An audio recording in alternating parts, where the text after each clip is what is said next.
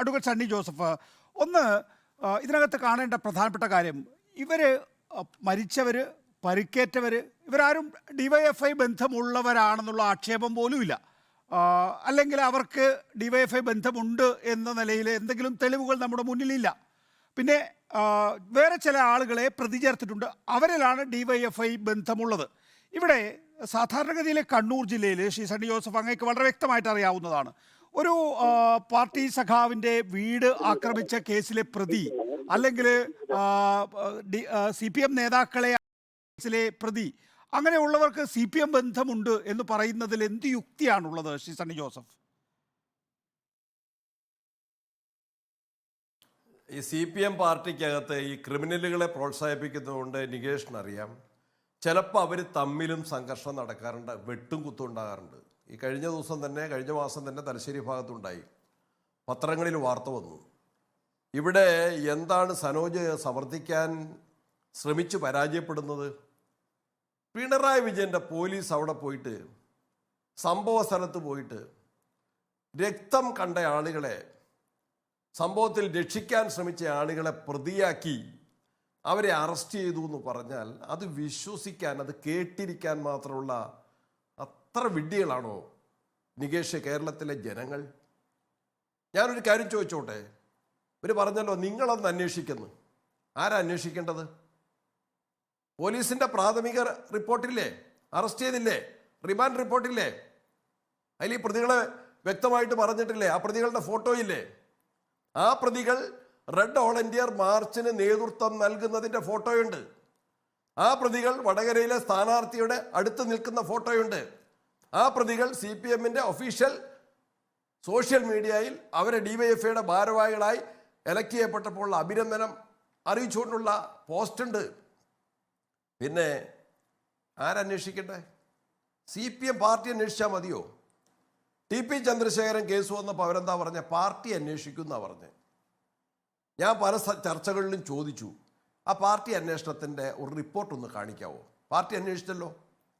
ആ കേസിൽ ശിക്ഷിക്കപ്പെട്ട ആളുകൾ, കുഞ്ഞനന്തൻ ഉൾപ്പെടെ ഇപ്പോൾ ശിക്ഷിക്കപ്പെട്ട ആളുകൾ, അതിലെ കുറ്റകൃത്യത്തിൽ നേരിട്ട് പങ്കെടുത്ത ആളുകൾ ഉൾപ്പെടെ അവർക്കൊന്നും ബന്ധമില്ല, അതിൽ രാഷ്ട്രീയമില്ലെന്നല്ലേ ഇപ്പോഴും CPMന്റെ കണ്ടെത്തൽ. കേരളത്തിലെ ആ വിചാരണ കോടതിയും അതിനുശേഷം അപ്പീലിൽ ഹൈക്കോടതിയും അതിശക്തമായിട്ട് ഇതൊരു പൊളിറ്റിക്കൽ കേസാണ്, അതിൽ ഗൂഢാലോചനയുണ്ടെന്ന് വിധിച്ച കേസിൽ CPMന്റെ ഇപ്പോഴത്തെ നിലപാടെന്താണ്? പാർട്ടി അന്വേഷിച്ചു. പാർട്ടി അന്വേഷണത്തിലാണ് അവർ നിൽക്കുന്നത്. ആരോട് ചോദിച്ചു? രമയോട് ചോദിച്ചോ? TP ചന്ദ്രശേഖരന്റെ വിധവയോട് ചോദിച്ചോ? അച്ഛനോട് ചോദിച്ചോ? അമ്മയോട് ചോദിച്ചോ? മകനോട് ചോദിച്ചോ? ബന്ധുക്കളോട് ചോദിച്ചോ?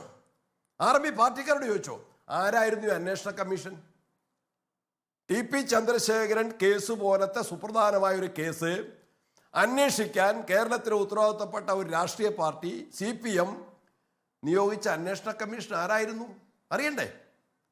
അതിലാരായിരുന്നു ഉണ്ടായിരുന്നത്? തോമസ് ഐസക്കായിരുന്നോ? ഇളവരം കരീമായിരുന്നോ? അല്ല, അത് വ്യത്യസ്തമായ ഒരു വിഷയമാണല്ലോ ശ്രീ സണ്ണി ജോസഫ്. ശരിയാണ്, അക്രമ രാഷ്ട്രീയമായി ചേർത്ത് വെക്കാൻ TP ചന്ദ്രശേഖരന്റെ വധം നമ്മളെപ്പോഴും പരിഗണിക്കാറുമുണ്ട്, അതിൽ തെറ്റില്ല. പക്ഷേ ശ്രീ സണ്ണി ജോസഫ്, ഇവിടെ നോക്കൂ, ഇവിടെ മരിച്ച ആളോ അല്ലെങ്കിൽ പരിക്കേറ്റവരുടെയോ ഡിവൈഎഫ്ഐ ബന്ധം കണ്ടെത്താനായിട്ടില്ല. അവിടെ പ്രതികളായി കൂട്ടിച്ചേർത്തവരുടെ ഡിവൈഎഫ്ഐ ബന്ധമാണ് തെളിയിക്കപ്പെട്ടിട്ടുള്ളത്. അവർ ഡിവൈഎഫ്ഐക്കാരാണ് എന്ന് VK സനോജ് പറയുന്നുമുണ്ട് എന്നുള്ളതാണ്. അപ്പോൾ സാധാരണഗതിയിൽ കണ്ണൂർ ജില്ലയിൽ ഒരു ബോംബ് നിർമ്മാണത്തിലൊക്കെ താങ്കൾ നേരത്തെ P ജയരാജൻ്റെ മകനെ കാണിച്ചല്ലോ. അപ്പോൾ ആ നിലയിൽ നേതാക്കളുടെ മക്കൾ വരെ ഈ തരത്തിലുള്ള ബോംബ് നിർമ്മാണത്തിലൊക്കെ പങ്കെടുക്കാറുണ്ട് എന്ന് വരികിൽ ഇവർക്ക്, അതായത് ബോംബ് നിർമ്മിക്കുന്നവർക്ക് ഡിവൈഎഫ്ഐ ബന്ധമില്ലാതെ പോകുന്നത് എങ്ങനെയാണ്? അത് നമ്മൾ അന്വേഷിക്കേണ്ട കാര്യമാണ് നികേഷേ. ബന്ധമില്ലെന്ന് ആരും പറഞ്ഞില്ല. ബന്ധമുള്ള ആളുകളെ പ്രതികളാക്കിയിട്ടുണ്ട് പോലീസ് കൃത്യമായിട്ട്. ഇതിൻ്റെ അകത്തൊരു കാര്യമുണ്ട്, ഈ ബോംബ് നിർമ്മിക്കുമ്പോൾ നേരിട്ട് ആ ഇൻസിഡൻറ്റിൻ്റെ അതേ സമയത്ത് ഇത് കൈകാര്യം ചെയ്ത, അതിൽ പെട്ടുപോയ, അതിൽ പരിക്ക് പറ്റിയ ആളുകൾ, അവരുടെ പേരിൽ ഭാരവാഹിത്വമുണ്ടോ?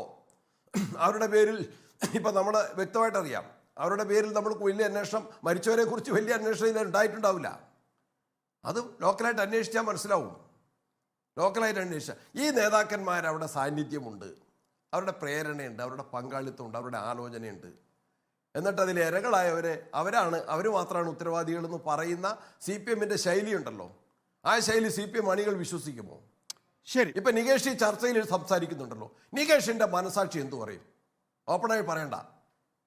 നിങ്ങളുടെ മനസാക്ഷി, what you say, what you think, നിങ്ങളുടെ ഫീലിംഗ് എന്താണ്? ആര് നിർമ്മിച്ചതാണ്? What is the purpose for making this bomb? How it happened? Who made it? Under whose instruction it is done? നിങ്ങൾക്കൊരു അഭിപ്രായം ഉണ്ടാവില്ല. വ്യക്തമാണ്.